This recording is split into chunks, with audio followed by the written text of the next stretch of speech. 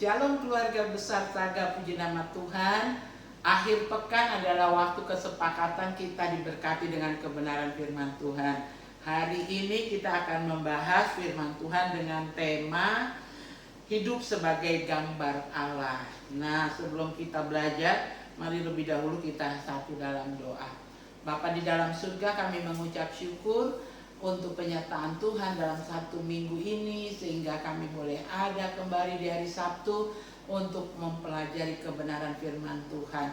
Kiranya Tuhan memberkati kami semua, hamba yang menyampaikan maupun setiap sahabat-sahabat yang mau belajar kebenaran firman Tuhan. Dengan urapan yang baru, kuasa Roh Kudus menyertai kami, sehingga kami bisa menangkap dengan baik firman yang kami pelajari, dan kami bisa amenkan, kami praktekkan itu dalam kehidupan kerja maupun kehidupan sehari-hari. Kami siap diberkati dengan kebenaran firman-Mu. Haleluya, amin. Nah, hari ini kita mau belajar dengan tema kita hidup sebagai gambar Allah. Ayatnya ada dalam Kejadian 1 pasal 1 ayat 27. Demikian bunyi firman Tuhan. Maka Allah menciptakan manusia itu menurut gambarnya. Menurut gambar Allah diciptakan dia, laki-laki dan perempuan diciptakannya mereka. Jadi gambar Allah itu siapa? Laki-laki dan perempuan. Saya mewakili saudara di rumah masing-masing. Laki-laki dan perempuan itu adalah gambar Allah.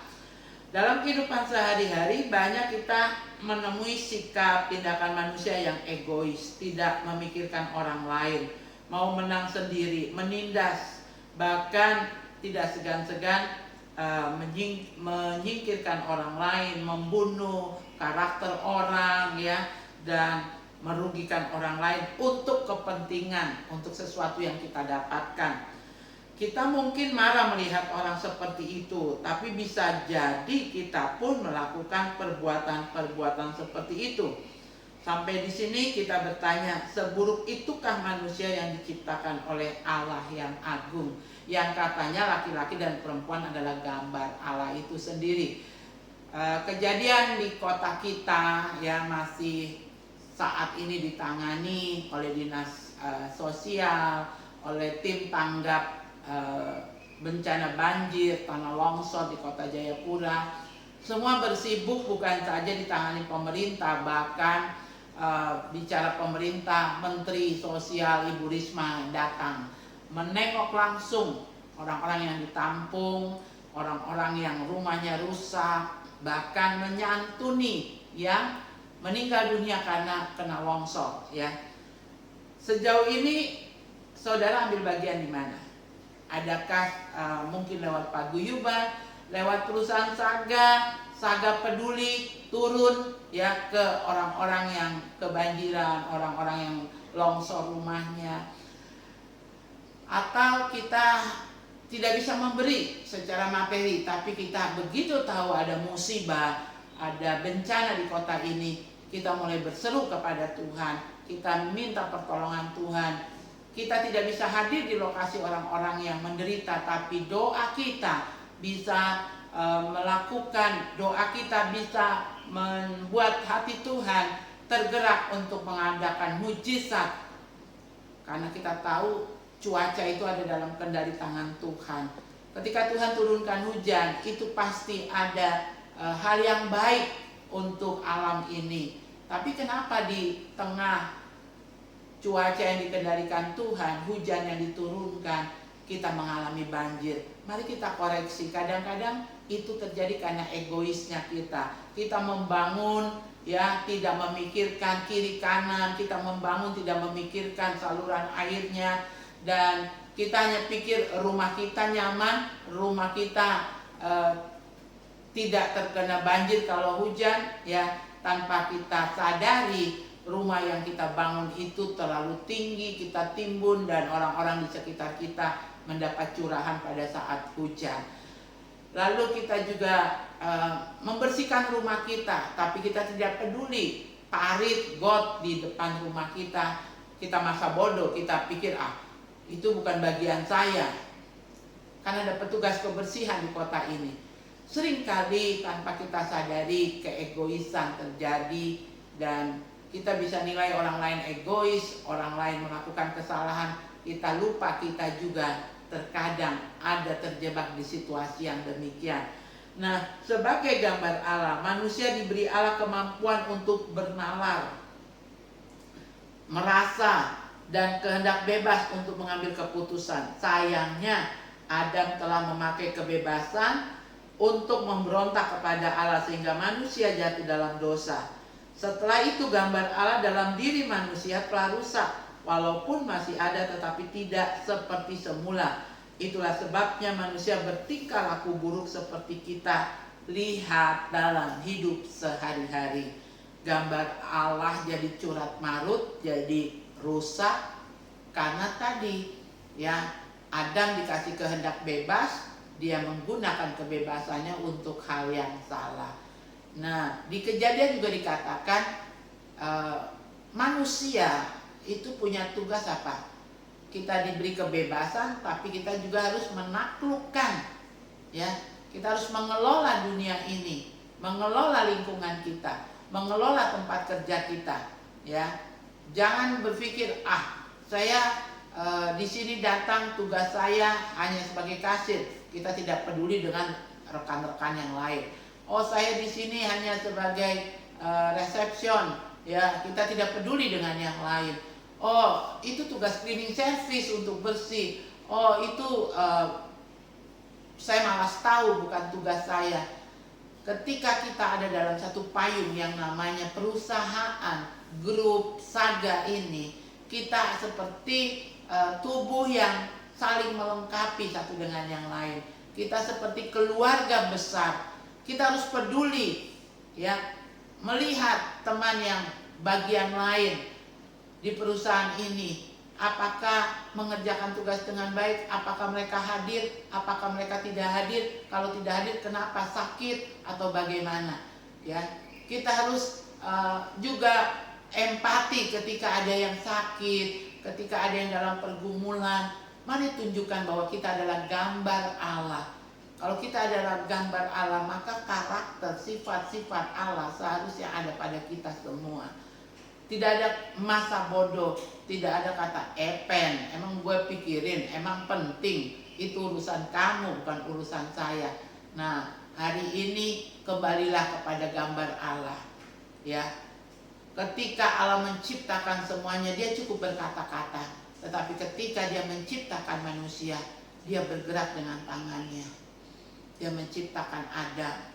Dia mengambil tulangnya Adam, dibangunlah seorang perempuan. Kita ini berbeda, bukan cuma dengan sabdanya kita ada.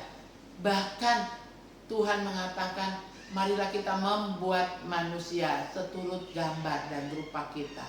Ketika Adam, tanah liat itu dihembuskan nafas kehidupan oleh Tuhan, bersama dengan itu karakter, sifat ilahi turun atas manusia yang diciptakannya. Namun manusia juga dikasih kehendak bebas, dan ini yang disalahgunakan oleh Adam. Hari ini saudara dan saya juga sama, kita diberikan kehendak bebas oleh Tuhan. Apakah kita mau memakai kehendak ini untuk melakukan yang benar di mata Tuhan? Sebagai gambar Allah, supaya dunia melihat Allah lewat hidup kita, lewat kerja kita, lewat cara kita bergaul, cara kita berkata-kata, bertindak, cara kita menyelesaikan pekerjaan di perusahaan ini. Orang akan melihat, oh ada perbedaan jauh. Mereka adalah orang Kristen, anak-anak umat yang takut akan Tuhan. Hasil kerjanya saja dapat bukan saja 1 jempol, ya. Kalau saya boleh acungkan 4 jempol, 2 jempol tangan dan 2 jempol kaki. Sudah sampai di sanakah keberadaan kita dalam bekerja, dalam berempati kepada sesama teman, rekanan dalam perusahaan besar ini? Kalau belum, mari buang jauh-jauh egoisnya, buang jauh-jauh sifat masa bodohnya. Saya, saudara, adalah gambar Allah. Dunia akan lihat, mengenal Allah lewat gambarnya. Kalau saudara melihat di sekolah, waktu kita sekolah ada peta Indonesia, ya. Oh, Pulau Kalimantan bentuknya seperti ini, oh Papua bentuknya seperti ini. Itu kan difoto dari udara, ya. Orang lihat gambarnya lihat peta, walaupun belum ke Papua, oh mereka sudah bisa bayangkan Papua seperti ini lewat gambarnya.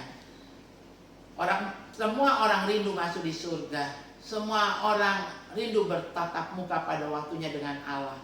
Tetapi mereka bisa tahu surga, mereka bisa tahu tentang Allah. Dia lihat gambarnya, peta itu ada pada saya, ada pada saudara.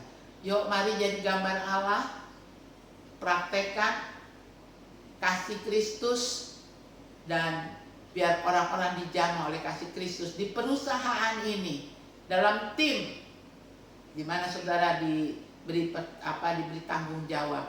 Saudara bisa memperlihatkan karakter sifat Allah, karena saudara dan saya adalah gambarnya Allah. Tuhan memberkati. Mari kita satu dalam doa.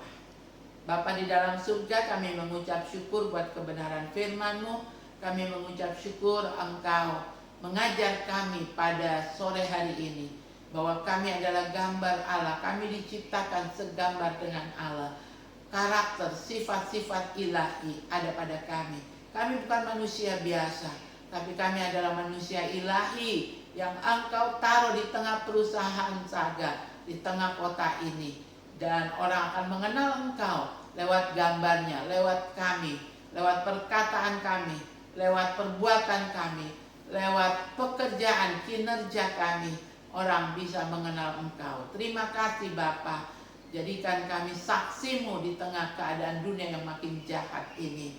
Kami berdoa Bapa di surga untuk korban banjir yang masih dalam merenovasi rumah, membersihkan, orang-orang yang masih ditampung di ditangani dinas sosial kota ini, dan kiranya mereka boleh terhiburkan, dikuatkan, pada waktunya boleh kembali pulang di rumah masing-masing.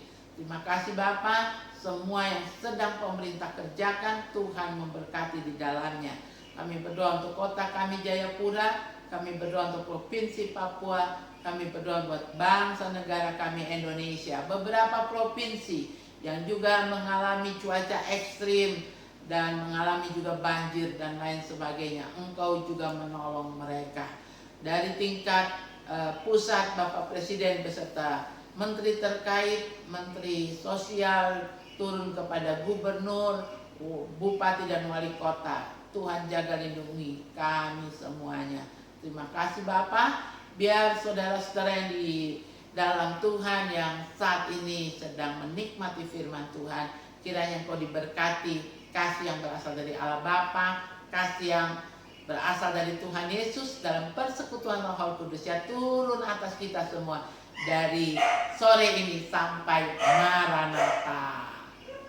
Amin.